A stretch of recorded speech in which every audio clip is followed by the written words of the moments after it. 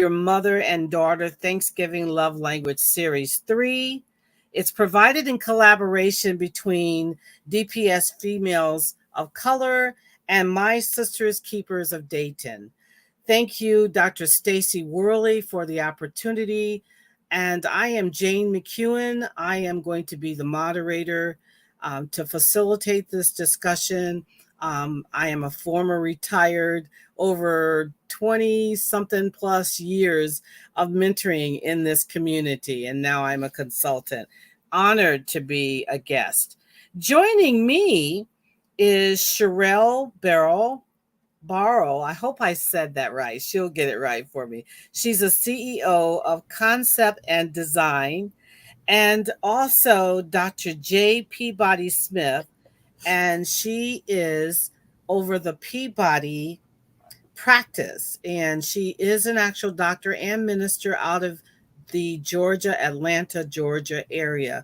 We are so fortunate to have these ladies to talk about this topic, and it is our series part 3. So we've been doing this for a while, and Dr. J, I will refer to her. This is our second time being in this together. So welcome, ladies. You.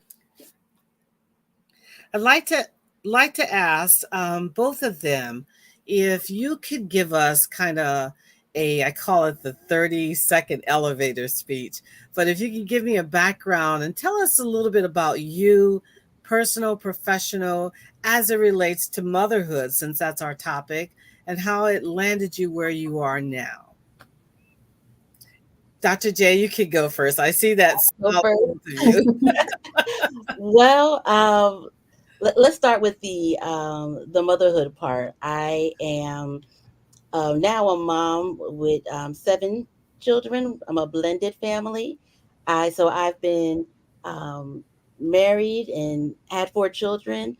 Then I was a single mom for some time, and then I married my amazing husband, and we brought our family together. So now we have 7 children. Career-wise, I am a psychotherapist, so I do individual, couples, and family counseling, and I'm also an ordained minister, and I teach at various colleges. I'm an adjunct. Putting all that together career wise is I made a lot of changes and detours and things like that so that I could be available for my children. One of my children is on the autistic spectrum. And so there was a point in time when I kind of left my career path, or kind of let it go a different way so that I could do everything that I could for him. But talking about mother and daughters, my youngest is my daughter. She likes to say I'm her bestie, but I'm a mama. She is 16, and she keeps me learning every day about all of this. And the love language is a tool that I use with counseling with couples, families, even in the workplace. So I really appreciate the love languages. Love it. It's such a good overview. And I would like to Sherelle Barrel, and can you kind of expound on the same? So for motherhood, I am a single mom of 3. I have 3 beautiful girls, ranging ages from 13 to 5. And for professional wise, I do have my own business, Concept and Design. I created this business to be able to express myself and also bring other people's visions to life. And that's something that I constantly instill in my kids and my girls to be themselves, be original, but also express themselves, give them different ways to express themselves creatively. And my 11-year-old, soon to be 12-year-old, has really taken a liking to the business itself. And she loves to help me in the lab. I call it the lab when I'm creating and printing shirts, or she loves to be in there. She likes to help me. And she always asks me, hey, can I help you out? Without me asking. So she has kind of adopted what I stand on. As far as when it comes to being creative and expressing yourselves through different outlets. That's great. Well, I'd like to just take this moment and thank you, ladies, for sharing that. That helps us to learn a little bit more about who you are and why it's important that you're here in this discussion and what you offer to us. The five love languages of appreciation, basically in the workplace, is a foundation of this conversation, but it's also so many different authors and books on this. Um, I don't want to name any specific author, but that's what it's derived from. I'd like to ask Dr. J if she can just give us a refresher with a slide present. Just talk about that for a few minutes to set the foundation and the premise of how we're going to be having this discussion. Okay. Are we able to show the slide? We should be. There you go. There you go. Yes, I love it. Mhm. Okay. Basically, there are five love languages. And what that means is there is a way that you and I either show love or a way that we hear love or feel that we're appreciated by love. There's five. There's a little quiz that you can do. We all have a primary and a secondary. Some of us speak to most of them. I love the love languages. I use it a lot in couples counseling. And I'll give the example early on when I was a newlywed with my husband. I was mine is words of affirmation. I would say, "You didn't tell me you love me this week." And his is acts of service. And he'll be like, "But I cooked you dinner and I took the kids to basketball practice. What do you mean I don't love you?" Right. So I had to learn when he's doing that, that's his way of showing. And then he had to learn that words is what kind of works for me. So it's the same way with our children. I have asked all of my children to take the quiz, and most of them have different love languages, which means I parent them different. So words of affirmation is just that. It could be a verbal, it could be a text message, it could be just some type of praise or recognition. Acts of service is doing something for somebody, making their life a little easier.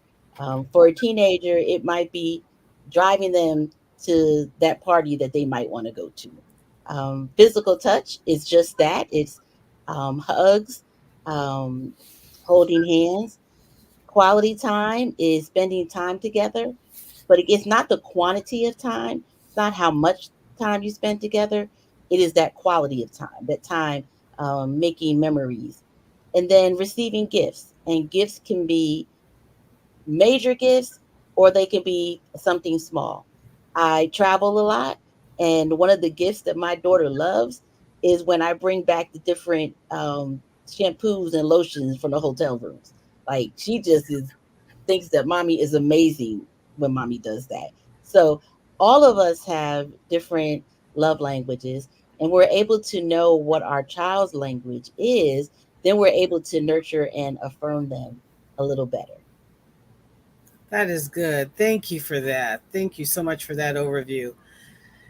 It's important that I heard you say, I love the example you gave of your husband where you said, you didn't tell me this, you didn't say this, and yet he said, but that's because your love language was affirmation, yet his is service. And he said, but I did this and I did that. Why is it important that we learn our children, our daughters' love language? I know it's important that we learn all of them. And Sherelle, I'm going to ask you if you could expound on that a little bit. I think Dr. J kind of shared why it was important to her, but I also want to know, why do we think it's important? And then Dr. J, if you can expound on that too, for our daughters to learn our daughters' love language. I think it's extremely important. Like Dr. J said, she said that you parent them different when you know their love language, and that's um, extremely important because, like with my oldest, she is physical touch, and I had to go to her one day and explained to her like, "Hey, if you need a hug, come to me and just let me know it's hug time because I may not." Want to just give you a hug just because, but you may need that. Um, and for my youngest, hers is quality time. She loves to watch TV. And so me watching a movie with her is very important to her. And even though I may not want to watch it, I think it's important for her. So like she said, you parent them different, and they are able, for my kids, they're able to see that I'm attentive, and I'm able to, even though it's not my favorite thing to do, I will adapt to them, and I will be there for them in that way, whatever they're needing in that moment.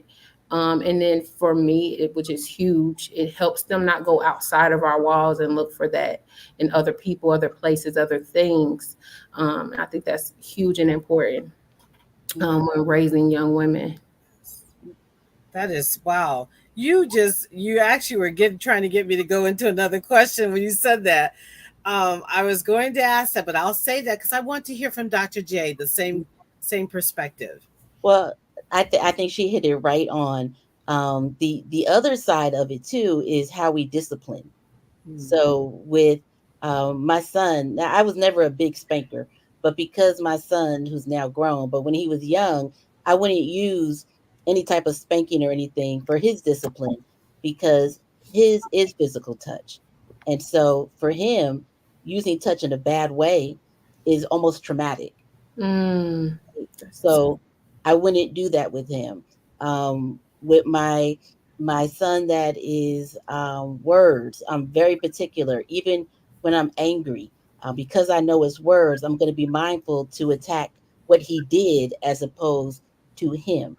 So again, if words are important to you, they affirm you.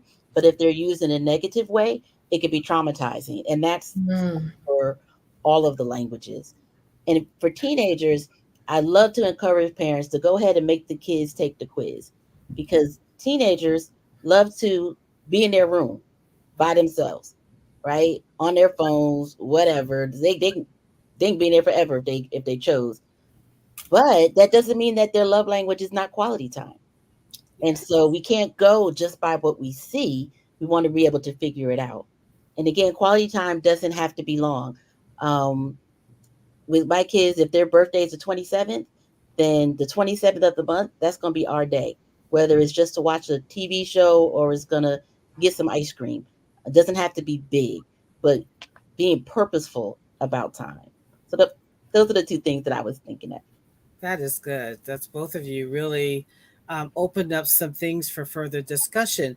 It is so important. I heard you say, even with Sherelle, and you touched on it too, Dr. J, that it's important, first of all, that we help them to establish what their love language is. Because once they go through that, and there's so many different ways to do that. There are a lot of you can buy the book or you can do some other quizzes that are online. But I think it's important to do that. And it's not a negative or a positive outcome. They're all acceptable. It just helps us to understand each other and ourselves. And saying understand, also understanding self and learning how to treat and allow people to treat us. I say all the time, you teach people how to treat you. mm, Sherelle, you said something that was very touching too, or powerful, that to learn what is acceptable, especially for our daughters. Sometimes, well, he did this to me in a negative way. And Dr. J, you said trauma, reverse affirmation can be trauma, verbal abuse, but he loves me, but he's verbally abusing you. He loves me, but he's disrespecting you in this way. Why is that important that we show our daughters, and we're the first mentors, right? Hmm. We should be. But you can't give what you don't have. We'll go to that later in closing about parents. Why is it important for our daughters to know positive love language? I think it shapes their future. It shapes how they will interact with not just um, someone they may end up in a relationship with. It shapes their friendships. It shapes what they allow other people to do and say to them, like you were saying. Um, and if everything is a negative, they allow negativity or allow people to treat them negative, that can ultimately alter how they view life, how they view people. It can result in them not trusting people, and it can result in them shutting themselves out. There's a lot of things that can um, come from that in a negative light. So Mhm. That is true. And the whole notion of, I heard, Dr. J, I'm sure both of you ladies can relate to this. We as women, especially, and I'm not saying all women, not generalizing, but sometimes as a human, just human nature, we embrace, or we incorporate negative vibes or abuse or sadness or um, trauma and all of the things that go with that. We hold on to that. Why is it that we can't embrace happiness and freedom from that in the same way? It's so easy for us to hold on to the negativity in life. It's also a culture too. Mhm. But then when the freedom side of it is to let go, we live this life of oppression because we think that's the norm. Mhm. mm, You know, when I have people in my office, I can almost tell you what their love language is based on how they've experienced life. Hmm.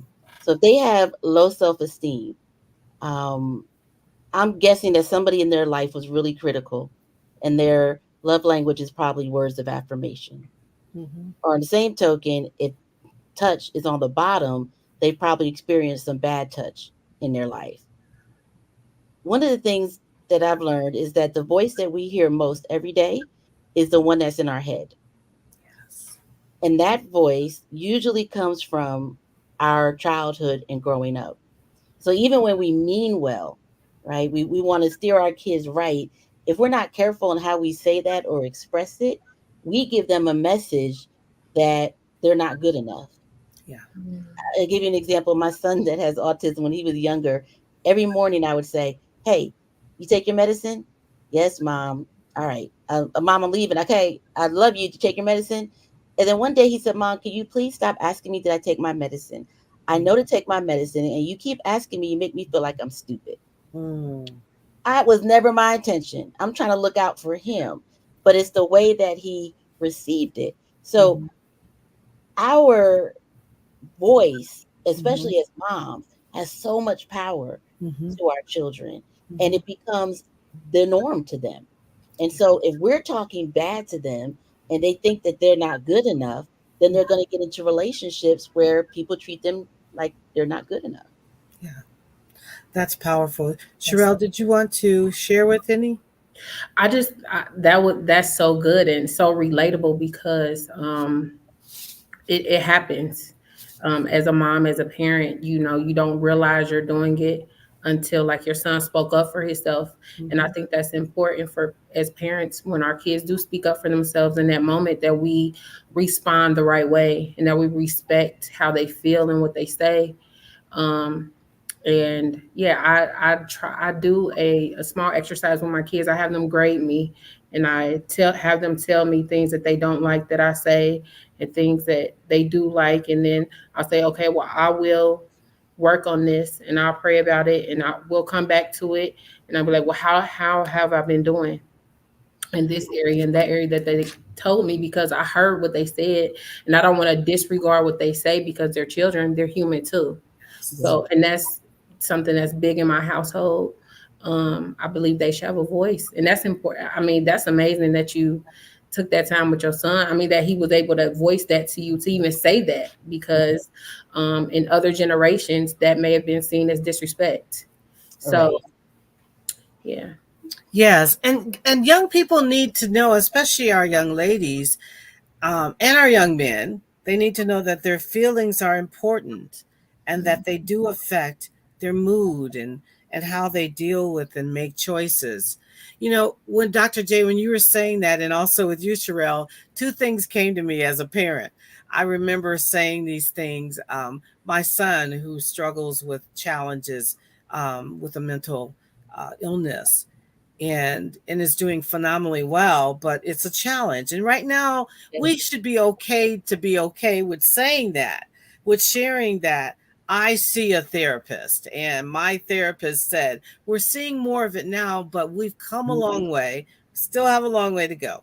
One of the things that he said to me, Mom, when I said just what you did, Dr. J, about his medicine, and he said, I'll never forget this. He said, Mom, some things you cannot medicate. Ooh, Mm. look When at I tell you, when he said that to me, I was like, him. okay, because I was like being mom, and and we can get into that, but it's true. Some Mhm. things you can't. And how do we create a platform or an environment that allows our daughters, our children? It's Thanksgiving time.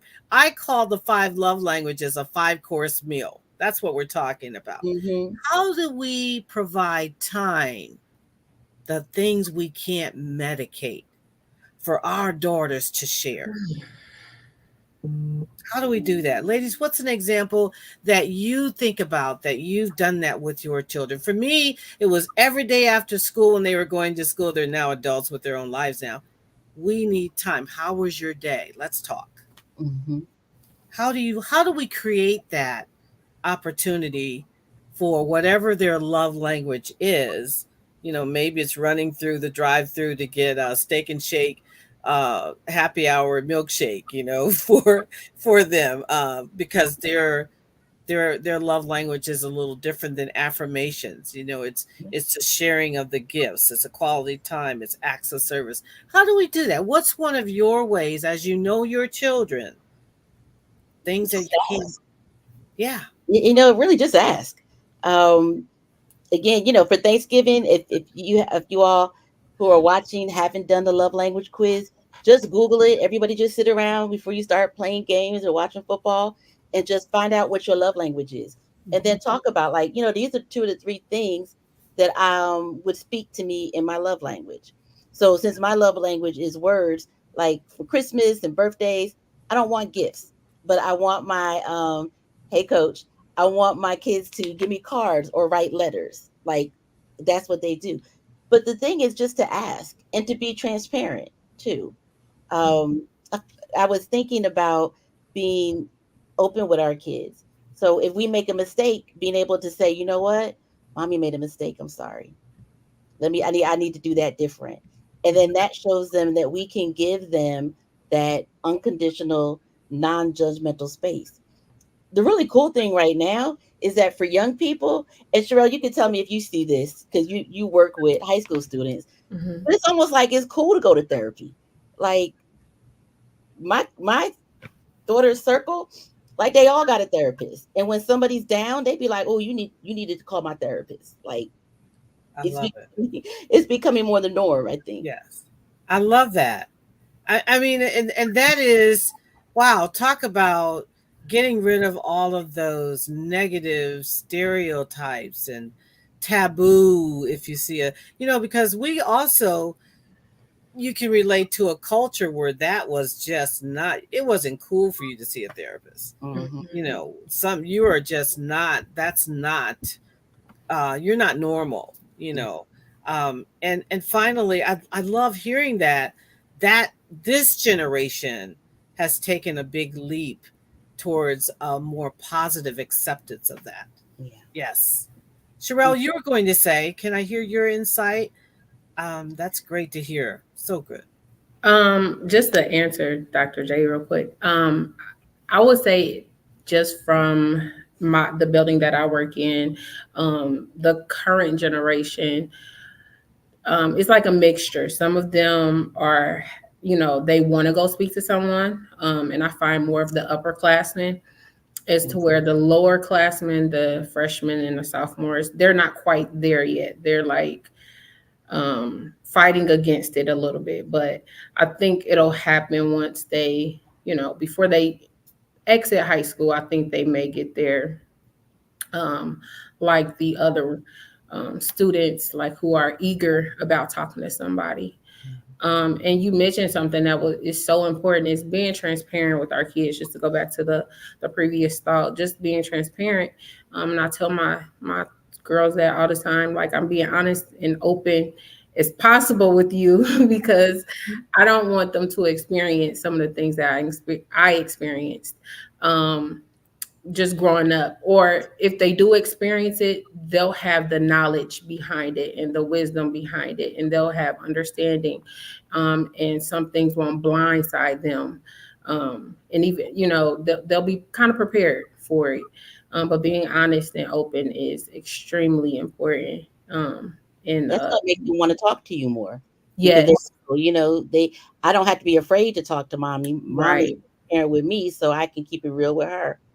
right, And what do you think in terms of keeping it real? Sometimes, you know, I was looking at television the other day, one of the afternoon talk shows, and there's another uh faddish lingo words released again. It's like every 6 months there's a new, and I'm like, oh my goodness, And so I think one of them was there's a new term when someone says you're alpha or you're omega, that means something different now than what it might have meant for us.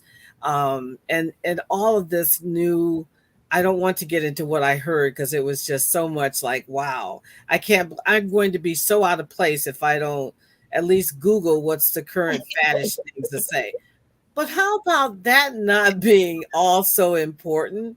Because can't they learn from us, right? As moms, as adults, and being having said that, ladies, what is the most significant historical experience that you had growing up in your youth that you like to share with your daughter that you think would be something that is worth sharing and is something you would never want her to forget? Or as Sherelle, you just said, you didn't want her to experience. You don't have to tell me what that is, but what is something that is significant that you would like to share with your daughter about yourself? Dr. J, I'm gonna let you go first. I gotta keep thinking on this one. I gotta think. Still thinking. I'm like, I'm trying to think on this one. do we mean like historical event that has happened out there in the world, or that has happened to us Well, individually?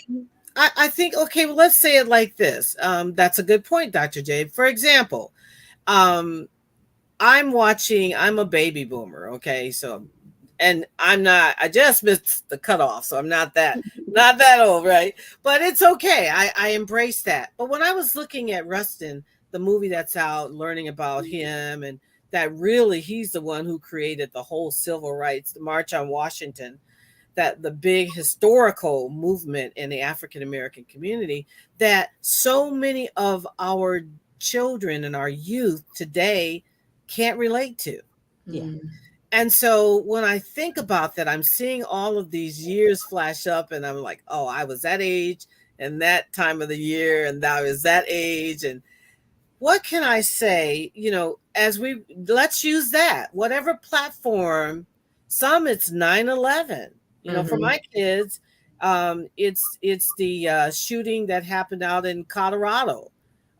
Some people they remember exactly where they were at 9/11 when certain. What's a historical moment that you could share about? This changed my life to be where I am. For me, 9/11 pushed me into graduate school. You Mhm. know, how can we take lemons and make lemonade out of it from historical moments that may not have felt good, but we didn't allow it to shape who we were to a point that we lost ourselves? Gotcha. Well, I remember being a very little girl, and Barbara Jordan was on the news, and my mother called me into the living room for me to watch. And she was very specific that she wanted me to see a Black woman in politics. And she wanted to remind me that I am a Black woman and that people are going to attempt to treat me some way. But this is what I could accomplish. Mhm. So always putting Black women around me or allowing me to see who I can be. One of the things, and I am a very open book, good, bad, or indifferent. Some people say I tell too much of my business, but I wrote a small book called Healed Hearts and Halos. And a lot of the is stories from my life journey from being assaulted in college to um, just a whole bunch of different experiences. And I wrote them in a way that you could take this, not that God makes bad things happen, but when bad things happen, how we can use it to for something good. And I put that in a book primarily for my children so that they can go back and see these different life experiences that mommy has experienced and kind of grow from it. I think historically, I think when Obama was elected, I was so excited. You know, I was at a watch party and I'm calling the kids, and they were like, okay. I'm like, it's the first black president, you know. But because culture has changed, which I think is a big reason why we're in some of the positions we are now, um, you know, it didn't mean as much until I had to go home and sit them down. Um, One of the comments and it says, "Mine was the release of Nelson Mandela from prison." That's one of the Facebook comments. Yeah, like that. That is life changing, and to be able to know that that's happened and to share that with our children. Hey, That so is powerful. Yes. That and sometimes they look at us like, do you find, and sure, I want to hear your perspective too. Do you find that when you say some of those things, they give you like this deer in headlight look, like what were you a part of that? And did that you were there, or you remember, or wow, I didn't know that about my mom. I remember sharing with my granddaughters that I went to Nigeria and West Africa, and they didn't believe me, so I had to go grab my artifacts and photos, and those books are important. Thank you for sharing and reminding me the importance of creating a book for your story. Sherelle? So I would have to say I have a few, but I'm only going to say about two. So, of course, Barack Obama being elected as president, I was a part of that. I believe I was 18 and I was able to vote at that time. So that was huge for me. That was my first time being able to vote. I got to help, vote in the first Black president of the United States of America. Um, and it was powerful in that moment. I felt like my voice was heard, my vote mattered. I was on fire. Like I loved it, and I was so young. And then I know my mother had a moment when I saw somebody else in the comment mention Rodney King, and I was so young at that time. But my mom, I remember when I believe they went to court about it. And whatever or I take that back. I'm sorry. It was actually OJ Simpson when mm, he got acquitted and my mom was watching. That was like, she was in the room like, oh my God, and just just excited. And that was a moment for her. Um, and then one thing, and those were, I guess, kind of too positive, but one thing for my generation and generations coming after me, the death of Trayvon Martin. Mm-hmm. Um, it was scary. It was beginning of things that were scary, and we had to start opening up our eyes and having different conversations with our kids and really being open and honest about the world that they will be entering. So that that was like pivotal for me and my like just growing up and realizing like I've kind of been sheltered from this. Our generation, we didn't really start experiencing that till um until then. So it just opened up a lot of new conversations to be had, and it made new opportunities for us as a culture, as a community, um, to start addressing some things. That is good. And sharing that experience, so that it's surprising that I feel a responsibility to keep our history alive with my grandchildren even now. mhm. Um, and I collect now. I've always trying to collect something, I guess, but now I collect um, women of great history, and particularly most of them are African American Barbies. Oh yeah. That is something that is just phenomenal to me. I didn't realize the value in it. That's another side of the coin. The value of these women, and especially Black women, is just phenomenal, the market value, but the priceless value of sharing that with our daughters so that they don't forget. They don't forget. Not only, yes, Dr. King was everything, Sojourner Truth, and I can go on and on and on, but all of those, he stood on the shoulders as Barack Obama and others stood on the shoulders of great. So, Hmm. how do we make sure we don't forget greatness? Um, I want to ask you, how do you connect with your daughters? You know, that feeling of making sure that you spend time with them on a regular basis. Um, for me, it's a challenge now that my daughters are mothers and they're doing the parenting role. One is a single mom and the other one is married, but busy. And how do you take time to still make sure that you connect with them? For me, being retired, it's like I don't get a phone call some weeks. Maybe I'll put a text and say, "How are you doing?" And maybe I'll kind of get in my stubbornness and say, "I'm going to let them do it," you know? But how do we make sure either way, how do we connect and make sure we have that quality time with our daughters at this level and where you are in parenting? Whew. Well, mine's mine's a teenager, so it's super hard because we are we used to spend all the time together, especially when I was a single mom. If I was at a speaking engagement, she was there. If I She was at my hip. Now that she gets older, she wants to hang out with her friends. She's going for her license in a week, so now I just Ooh. enjoy, being the Uber sometimes because we're together. We started this thing that once a year, just her and I go away by ourselves. It always involves shopping, so that's fun. Love it. Um, we like hit every Ross for less in whatever city we visit. It's so weird, but even though kids will say or act like they don't want us around, sometimes I just go knock on her door. Some people say you don't have to knock. I knock because I want to respect her privacy and I want her to know that she can put a boundary up for people to respect her privacy. But after she says come in, I just hop on the bed with her, and she might be on her phone, and I might just be on mine. But every little chance I get, um, because again, for them, it's not how much time; it's just that we're giving them time. I love that. I realize Sherelle and Dr. J, um, as Sherelle gets ready to bring her thoughts in, is that I didn't know how long I've been a foodie. And I love food.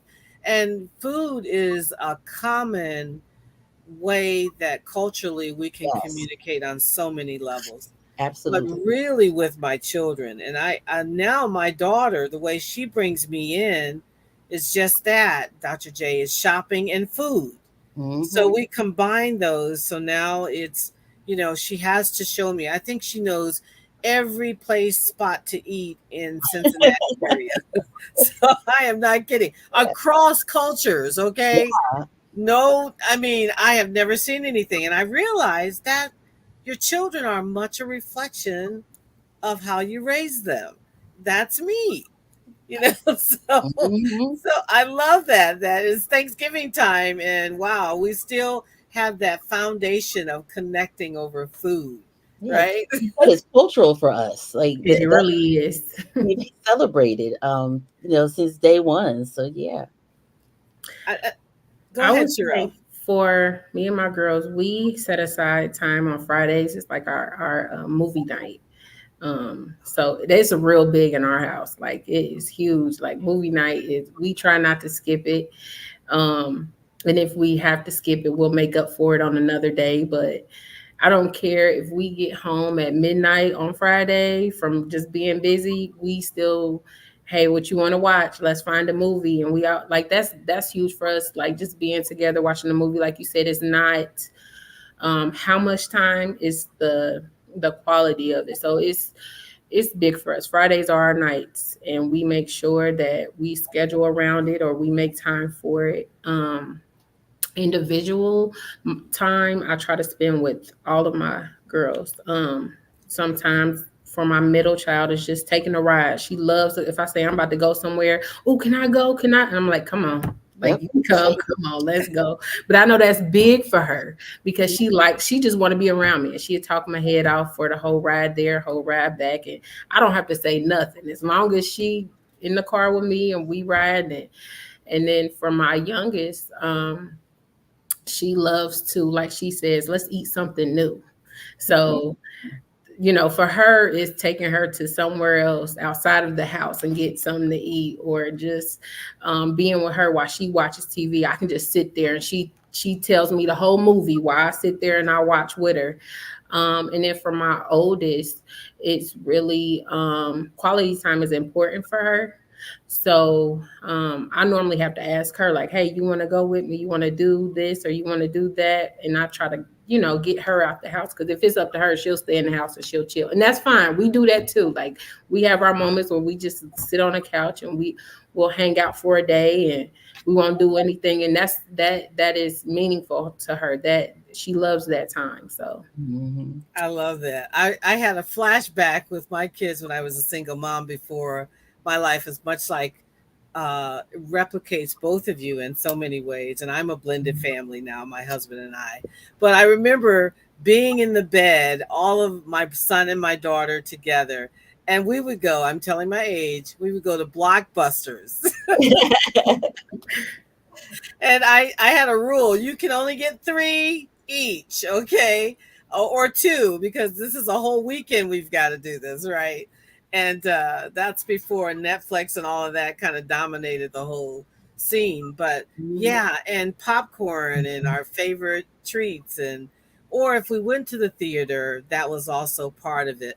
And I think whatever it is just spending that quality time together is so essential. Yeah. Have you ever, I'm thinking about this particular thought. Sometimes we give advice. I heard someone say that, when you're giving advice, you shift your levels of authority as parents. And so and for example, you shouldn't say you have to, or you must, or you should. It's shifting to, well, if I were you, or if that were me, or I would like to suggest as a way. But on that note, what is some of the worst, and you don't have to say, but just maybe one example of bad advice that you were given as a young lady, and you would say, man, I'm not going to share that kind of advice or carry that over into this generation with my daughters?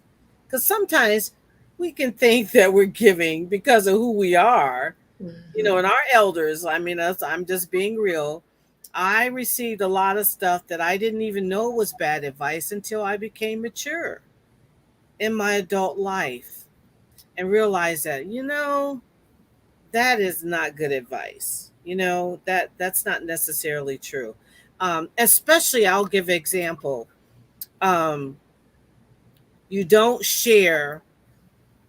You don't share your.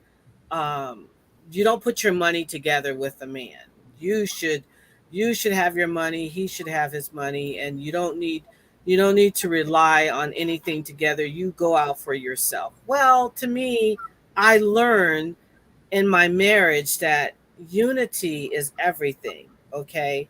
Now, there's nothing wrong with me going after my own credit and making sure my credit and but that to me wasn't good not to come together. Another thing I didn't think was great: you go to college only for one thing, is to find a husband. I'm like, okay, now I don't think that was the premise. But guess what? That used to be the way it was. I mean, women would tell other young ladies, you're only going to college for one thing, and he should be everything to you, and you should be second to that. Okay. I've grown, I've matured. Now I understand over the years that I certainly didn't raise my daughter or my son that way. Um, if you know, if he, whatever goes on in the house stays in the house. So if you are being abused, you're being hit, you're being mistreated, keep that in your home. Mhm. So what, ladies, what are some thoughts about that? That is not good advice. Well, Um, you can go ahead, Dr. J. I was just seeing in the comments, one of my good friends I just adore, Sonia, was saying that she got the advice that you go to college so you don't have to rely on him. Um, Mm, and that's the message that I kind of got. You know, you don't need a man per se. mm-hmm, So I've told my daughter that you don't need him for some things, but there are some things that you are going to need him for. mm-hmm. But either way, just don't tell him you don't need him because that don't feel good, right? For Yeah. someone to say, "I don't need you." So whether Yes. you need him or not, just keep. You don't have to say it. It doesn't feel good. Um, but I think the advice that I have struggled with the most is, oh, and see, Reverend Worley might not have you back after this, but telling women how to dress because of somebody else. So, you know, don't if you go to church, you have to dress a certain way and you have to wear like the lap cloth so that the men or the preacher doesn't look at you some kind of way. So the challenge I have with that, and my daughter, she's the one that hit me to it. Now, I preach in ripped jeans and high heel shoes and t-shirts. So we already know I'm a different kind of preacher. Love it. Um, but somebody had given her a lap cloth one day and she didn't understand what it was or what it was about, and she was very offended. And Mm, then the woman tried to explain, well, we don't want the pastor to get distracted. And she was like, that Mhm. pastor, he baptized me. He's not thinking about me in that way. mm, And what it helped me to understand is that when we say, don't do this because of it's going to make a man do something, mm-hmm. we're putting up this idea that no man can be trusted. Yeah. And then we're putting it the idea that the men that we tell you to trust, they can't even be trusted. Yeah. Not necessarily about what to wear or not to wear, it's the reasoning behind it. Yes. And I probably went way too far with her because No, you she'll No, didn't. say, that's good. she'll That's That say, good. is good. That's good. I'm not going to change what I wear because someone else can't control their eyes. You know, she's just, I agree. I agree but it's wholeheartedly. the premise that we can't tell people that men can't be trusted. And then all of a sudden we expect women to trust them. Yes. Mm, That's good. That's good. Yes. that is good.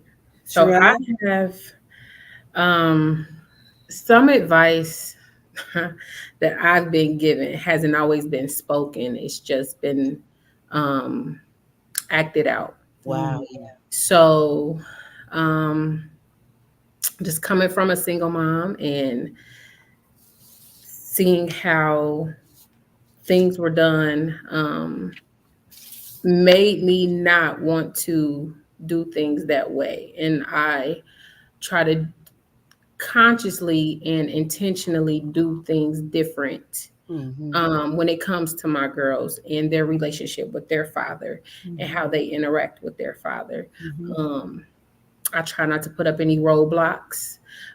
So there's no excuse on his end. And my kids also know that, there's an open door there. But I would say a lot of, like I said, a lot of the advice that I um, saw, or a lot of things that I saw being done, I knew for a fact, hey, when I get older, this is not something that I'm going to do. Mm-hmm. And this is something that I'm going to teach my children, not just through example, but also telling them and letting them know this is not, how we operate over here. And if somebody does operate like that, it's okay. Then Hmm. maybe they don't know. Maybe they don't understand the outcome of that, but I do.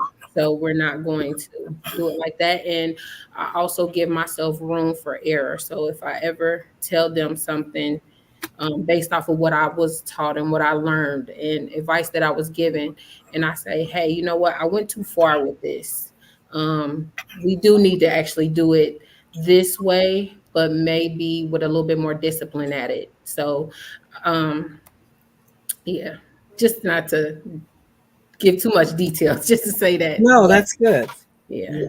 And if I ask you some not so good advice, what about the good advice? So one of the things that was good advice that I received so many, um, my mom and I were joking the other day, we were talking some of the advice she gave me, um, is I was saying to a girlfriend, one of my best friends, and she and I were talking, and I mentioned the word girdle, and she said, "What is that?" And I said, "Well, I grew up, my mother had this thing about posture, Hmm. and we had to wear that particular thing. She called it a girdle. And it was to keep our posture and hold things more firm. And she said, well, some of the things some girls don't wear Spanx, and it just, that some of the girls that are a little heavier in areas, it's kind of very loose and it doesn't look attractive. I said, well, I shared with my girlfriend a way that she wanted to wear this particular dress, and she says, I can't wear it. I said, girl, if you get you a girdle. She said, what is that? I said, Spanx. Okay. So that was, I probably think maybe it is good and not so good. That's a girly talk. The other thing that I really think on another serious note was my late mother-in-law shared with me that it's important that I have my own credit. She said, I know your husband has great credit, which was her son, but you need to make sure your credit is intact. And I'm like, really? And she explained that. She said, I have always made sure that I had good credit for myself. And what is it that we can show? And this is real, and I'll even go another generation. One of my daughters, in our blended family, didn't know what the word credit meant. Hmm. Mm. She didn't understand that. And that was like a brick in the face for me because I've raised my children different, especially my daughters, that your driver's license, you know, and your credit are important things that you want to protect. And so, what is some good advice, especially, and then the next I'm going to expound on it. You can even give your thoughts about it if you'd like. What's your good advice? But I am going to talk about generational wealth. Hmm. Real quick, Sonia said that good foundational garment ain't never hurt nobody. That is true. And you know what? I have a little bit of resentment, I think, when it comes to like TikTok, because I'll say to my daughter, "Hey, let me teach you this about your skincare," or she's like, "Mom, I know that. I saw that on TikTok." I'm like, "Really? Can I teach you something before TikTok does?" Uh, but one of my children went outside of the country on the first international trip, Awesome. and he kept using the debit card to the point where there was no more money in the account. Hmm. And I said, "Son, why do you keep using the card? You don't have any money in the account." And he said, "Well, why do they keep taking it then?" And I was like, "Touche." Mm. I hadn't taught them, right? So that taught me that I need to teach about money. I don't know that we've done a really good job of that. But I Mhm. think the most important lesson that I have learned is kind of like what Sonia mentioned, that so much of what people do come from their own brokenness and hurt. Mhm. So understanding that um, people do things out of their pain, Yeah. it doesn't make it okay. Mhm. It doesn't mean I have to be there with it or for it. It does help me to forgive it, but most importantly, it's not my fault. Mhm. I can't do something to make somebody happy. They got Yeah. to build their own cake. I could be the icing on their cake, but I can't build their cake. That's good. And on the same token, no one can do that for me either. My affirmation can't come from outside of myself. Mhm. So that idea of what brokenness means and what that does, I think that was probably the most important lesson that I've learned. That's good. I think that's really good. That's good. Um, some of the I've received a lot of good advice, but one of the things I was reminded of last week from my bishop, who's also my cousin, um, I was trying to quit something, and he was like, "You got to remember not to take things personal," Right. and that is something that I also let my girls know, because we don't know what people are going through on the other side of what we see. And we have to be conscious of that. And we can't take, especially small things, personal, um, because they could just be having a bad day, Mm, anything.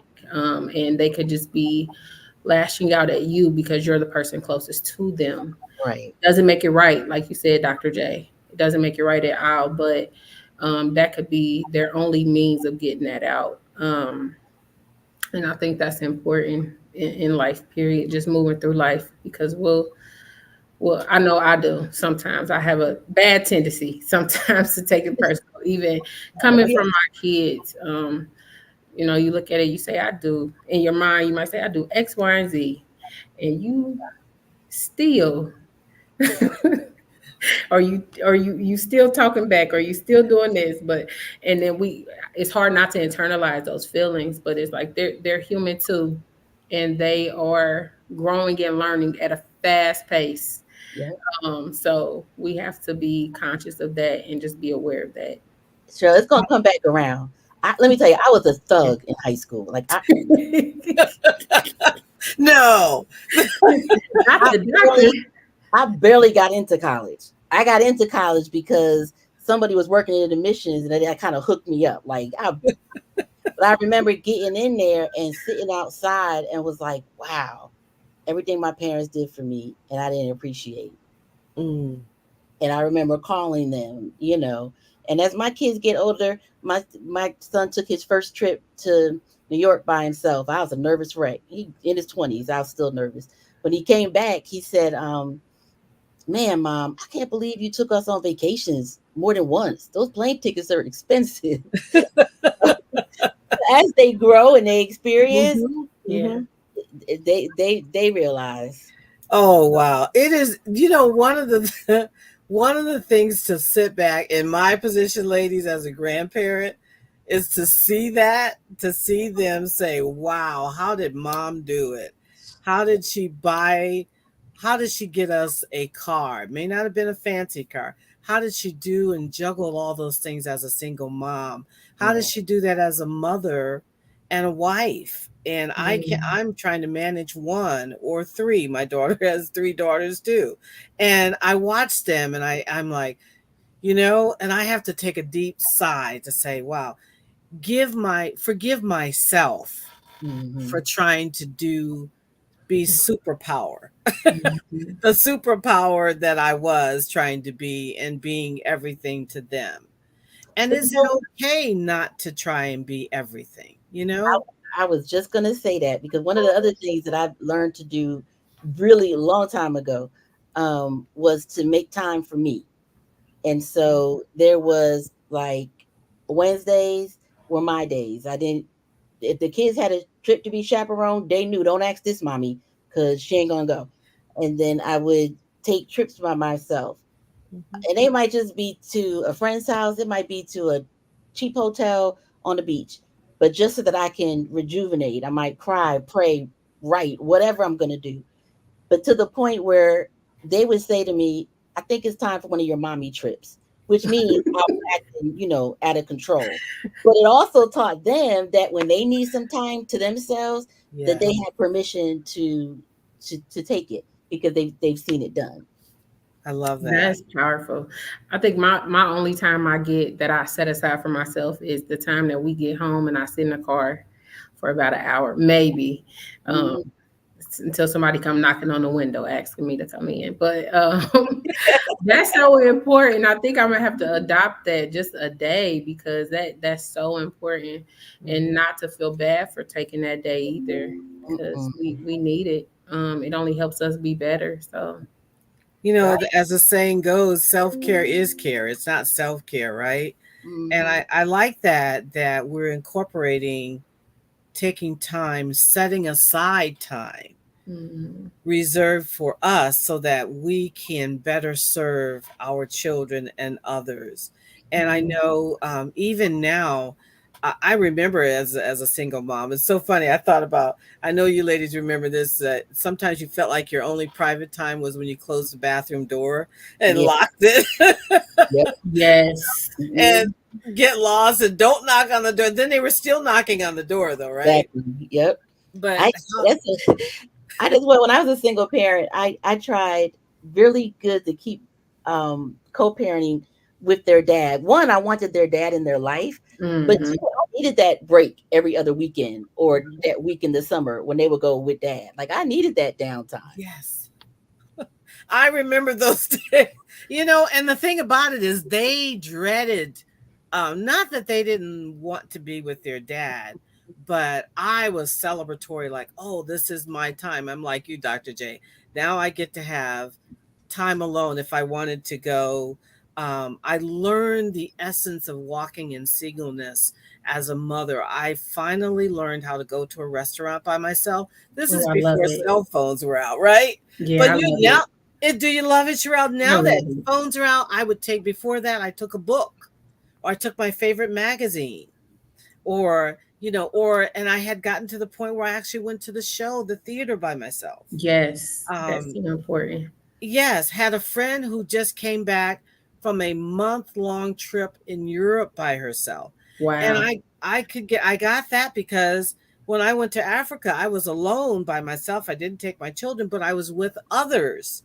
And so that's the essence of it, is learning how to embrace some quality time for Yeah. yourself so that you can better serve and you feel so rejuvenated.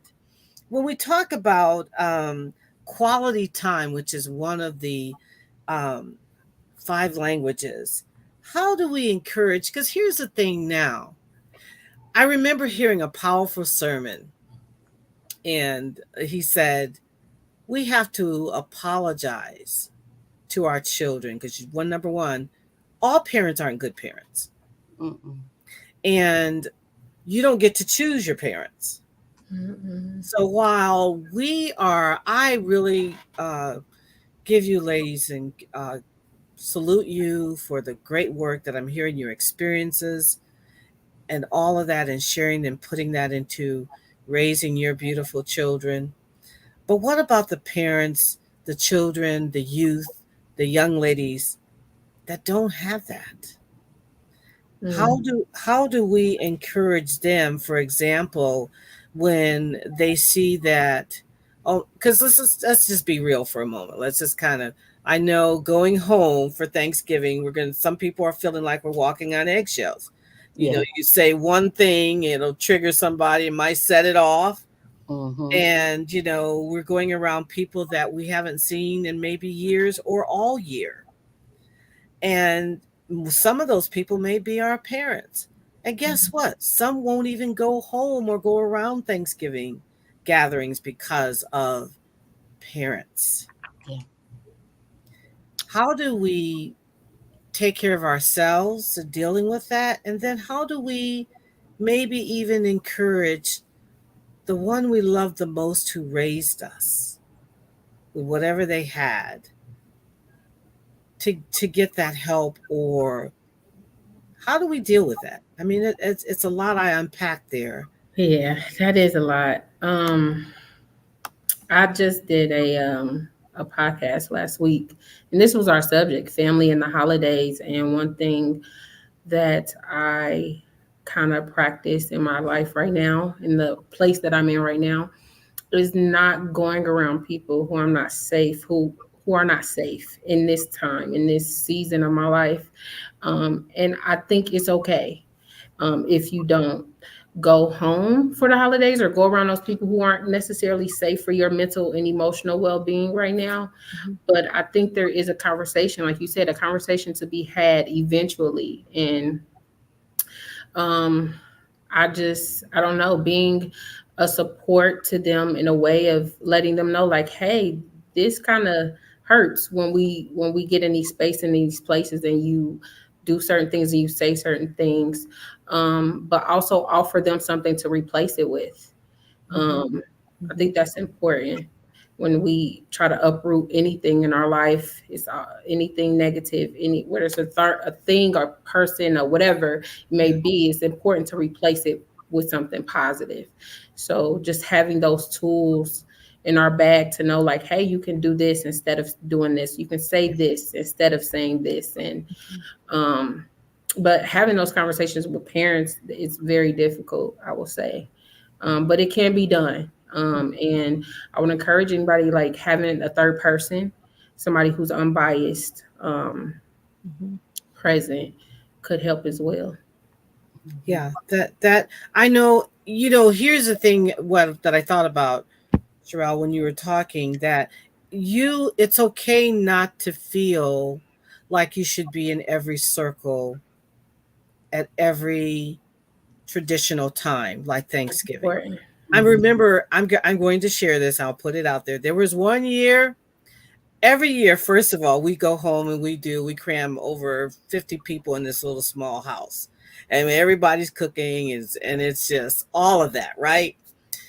But one year, I didn't go home because I could not do it. For that circle was not my circle that year. Yeah.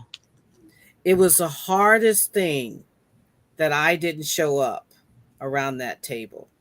And I remember going to Africa, and part of the African culture in Nigeria is you come back, no matter how far in life you go, you come back to the village every year, right now during harvest time, and you give back. You even build a home in the village if you don't live there, even if these particular Africans I met were living in the United States, but they built a home in Nigeria in the village.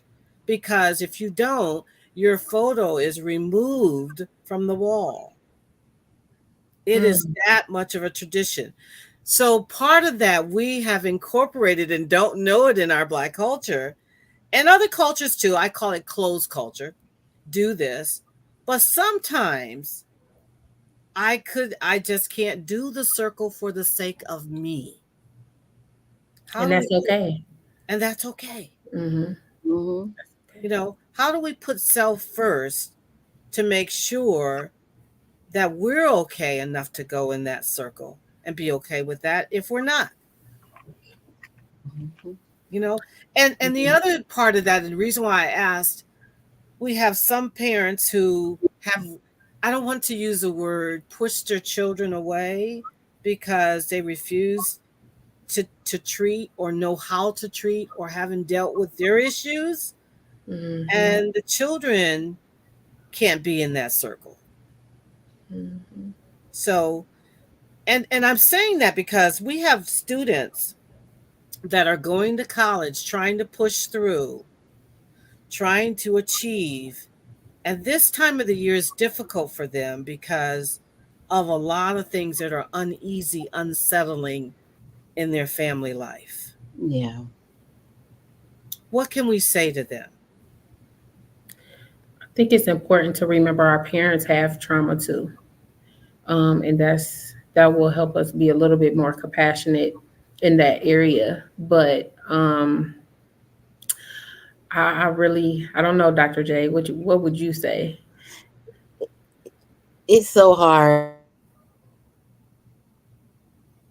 Can't change how people act, just how you react. Mm-hmm. So spending a lot of time focusing on what they're doing, what they're not doing. Oftentimes, those people don't want to change. And you're absolutely right, Sherelle. They have gone through their own trauma. Mm-hmm. Um, but you could bring a horse to water, but you can't make them drink. Yes. You might not be able to change them, but like you said, you can protect you and be safe with you. And of course, I'm a therapist, so I think everybody should go to therapy. But go to therapy and learn how to have those boundaries. Mm-hmm. Teach people, like you said, Dr. J, teach people how to treat you. The Do we go to a Thanksgiving or do we not? But as adults, we do. And we get to say, if this is going to happen, I'm choosing not to come. I still love you, but Mm-hmm. I'm not going to be there. Um, I spent plenty of Thanksgivings in different countries, running away from, a family. Um, but The other part of it though is people like to say, well, that's your mother or that's your father. And really, you didn't choose your mother or father. Mm. And the idea of honor your mother and father has more to do with lineage and the name than it does meaning that you have to deal with abuse or toxic behavior. That's not what it means. So um, I'm just really big about take care of you. What's Yes. gonna make you smile? What's gonna make you feel good? And if a family member can't respect that boundary, then they're probably the reason that you have to have boundaries in the first place. I Very like true. I like that. And it's okay. One of the things that you said is, um, you know, part of the love language comes out of that because words of affirmation and sometimes you know and I had great parents and they did the best with what they had, but there were times when sometimes all of that family mixture just don't work. I just can't do it. I need to take time out for me. And I say all the time, the greatest things and assets that you're going to be fighting for on a daily basis is your peace and your joy. Yep. Because when you don't have that, you have nothing. And it could also be a compromise. Like, you know, I know some family that I will go to for 2 hours and then I'm out. And we all talk about it in the car. Look, this is we gonna go, we're gonna stay, and this is how long we're gonna stay. And so, there might be able to be a compromise, but at the end of the day, we got to do what feels good to us. Yes, Mhm. yes. And how do we, when we get into our big things is when we show the whole support of mental health in our parents is practicing empathy too. Hmm. When one of the things I heard you say, Dr. J, and you too, Sherelle, is you were talking about examples of empathy. Mhm. And sometimes we speak to be heard rather than speak. To We speak to listen. respond rather than speak to Mhm. be, you said it, Sherelle, say it for me. But here's the thing. How can we empathy is just simply active listening. How can we just learn to listen? A lot of times we don't always have to respond. Hmm. A lot of the things I hear, we listen to respond. We oh, I got to come back at that. At the dinner table, I need a response. No response is a response. Hmm. Yeah. Oftentimes we think we have something to prove, or we have to be able Yeah. to somebody to see it, from our point of view. But Mhm. if a giraffe and a turtle look at the same wall, they It just looks. see the same thing just from their own perspective. So one is not Yes. right or one is not wrong. Hmm. Um, so I always say you don't got to go to every argument that you're invited to. You don't have That's. anything to prove. And some go ahead. I'm sorry, Cheryl. I was going to say, and another thing that if you know you're going to be in a space with someone who has tendencies to trigger you, Hmm. write down your triggers before you enter that space. Journal, get it all out your head, even every possibility that you could possibly think of that may happen, and get it out in that moment. And then when you go in that space, you can already be prepared. Like, I'm not going to respond like that. I'm going to respond like this. And so just prepare yourself. And if you're not one of those people who can do that, then yeah, like you said, you don't have to show up in that conversation, or you don't Get have to out. respond. I And like it.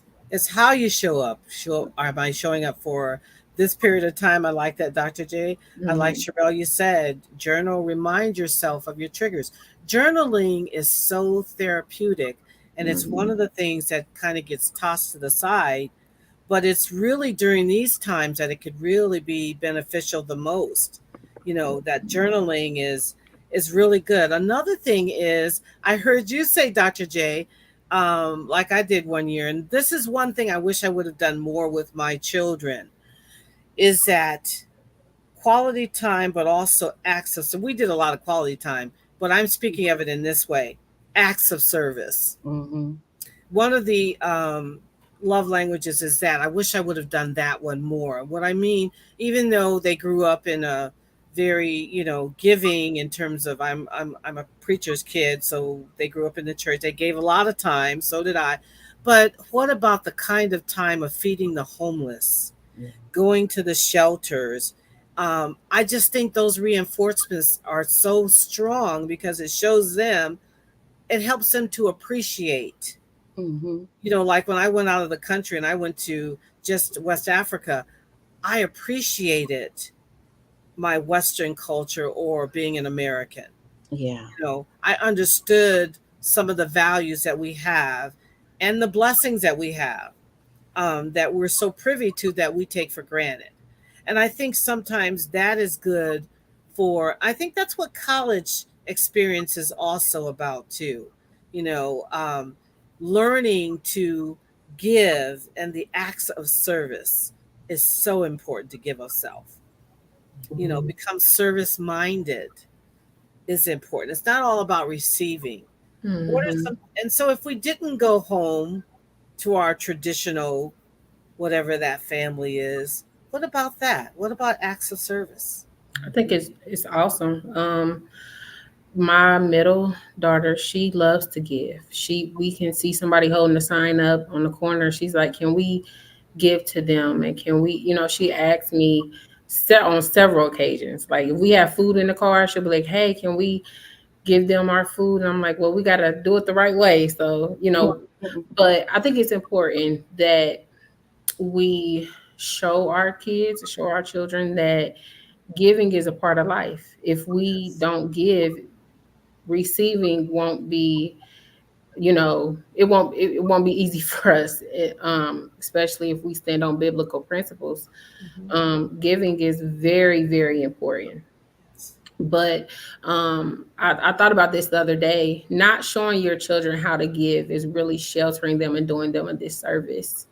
Mm-hmm. Because to think we are going to just receive, receive, receive, and get from others and never have to give is a wrong way of thinking. But I can't think of the word that I'm trying to think of. But it doesn't help us. Mm-mm. But I used to work for the Dayton Convention Center when I was around 16. So we used to work on Thanksgiving. So I'm very used to always giving my time, even on a holiday. And the current ministry I'm in, we always give back for the holidays, and I let my children be a part of that, because I think it's important, for them to see the other side of it, for them to know and understand everybody is not blessed like us. Yes. Everybody does not have the things that we have, and it's not accessible to them like that. And it's okay, Yes. because, and I let my kids know, I humble them real quick. We're a paycheck away. Yep. All You right. hear me? Like Take that away. it, it, it could be the other way for us too. We're not gonna pretend like we're so high up that we can't come down. But I think it's just important to show them and have them be a part of giving. Mm-hmm. That's good. That's good. I'll never forget when I was just in high school. That seems like so long ago, but it really wasn't. And uh, long story short, I was class president, and I wanted us to put together two baskets. Just did it. Thought it was something. Oh, because it's a cliche. Everybody's doing it. It's a practice. But so I had to deliver those baskets to those families Mm-hmm. that morning before Thanksgiving Eve. It was Thanksgiving Eve. I remember they would not come to the door. One of the houses didn't come to the door. I knocked, but I could see inside. I'll never forget this. When I left the basket, turkey and some other food and some money and gift cards, I saw them wrapped in blankets, Mm. sitting on the couch around the floor. And it just looked like a scene that I'll never forget. Like, here I'm going to go back to a heated environment, all of this feast of a dinner with my family, and I'm bringing food to someone who really needs it. Mm-hmm. And they may not even have heat. Yeah. And I'll never forget that act of service that is just so meaningful. Now, my children now somehow or another they got it in different ways. So I didn't miss it, but I Mm-hmm. just felt like that's one of the great examples is to let them serve others, Absolutely. serving at a shelter. You know what I'm saying? Do- Absolutely. Donating those toys that you're not playing with to someone who can. And Mm-hmm. that doesn't necessarily mean Goodwill or other places. It could be a neighbor or someone that you know. Just give them a bag of toys. Mm-hmm. Mhm. Yeah. So, yes, so acts of service, but also here's the one that I really want to talk about as we start to come and wrap things up: gratitude. Wow. You know, we always use the word privilege generation with our young people, but how do we show a generation? I love how Sherelle said she learned from watching people. It's Mm-hmm. more from watching. How do we teach gratitude? Gratitude is so important. You know, I'm one of those that I don't give expecting you to thank me, but it does mean a lot when you could just say thank you Mm-hmm. or show that you're grateful for the little that I had. It meant a lot for me to give it, but it may not have meant that much for you to receive it. I think gratitude is everything because it's also that part for me. I tell young people all the time it's that one bridge in life can change everything for you.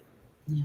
But you can also, my mother said, never burn a bridge. Mhm. You can burn a bridge by just that one word, Mm-hmm. not being grateful. Yeah. One of the things that we do, like, okay, Thanksgiving is okay, but I'm like a Christmas fanatic. Like, it's the one time a year I cook, I decorate. Like, seriously, I love it. I have the kids with the family. We write each other letters of something that we're grateful for from each person. We Mm. put them in an envelope and we put it on Mhm. the tree. So I after love they that one. open all of the gifts, then we go to the letters. It's the last thing that we do.